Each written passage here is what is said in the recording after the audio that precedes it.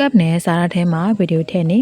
professional ဆန်တဲ့ intro တွေမှာမြင်နေရတဲ့ဒီလို video insight အဖတ်မျိုးကိုကပ်မှာ10မိနစ်ထဲနဲ့ဘယ်လိုလုပ်လို့ရလဲဆိုတာကိုပြပြပေးတော့ပါမယ်။အရင်လွယ်ပါတယ်။အရင်ဆုံးကပ်ကိုဖွင့်ပြီးမှ stop video ထဲက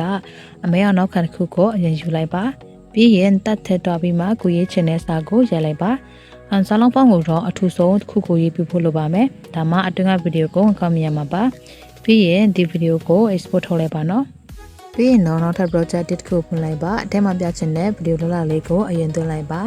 ပြီးရင် over လေးကိုနှိပ်ပြီးမှခဏက export ထုတ်ထားတဲ့စာရဗီဒီယိုကိုအပေါ်ကနေထည့်လိုက်ပါနော်အရေးကြီးဆုံးကတော့ over လေးဗီဒီယိုကိုနှိပ်ပြီးမှအောက်က supply ဆိုတာလေးကိုတစ်ချက်နှိပ်လိုက်ပါဒီနေရာမှာ band ဆိုတာလေးကိုယူပြလိုက်ရုံပါပဲကဲကြည့်လိုက်ပါဦးနော်စာလုံးတွေထဲမှာဗီဒီယိုကလည်းပပလေးပေါ်လာပါလိမ့်မယ်နီလာနီနဲ့ကိုရဲ့ intro ဒီမှာပို့လာအောင်ဖန်တီးလိုက်ပါနော်အခုပဲကကတ် script တွေကိုတတိချင်နေဆိုရင်တော့ follow ထားဖို့လည်းအမှုပါနေအောင်နော်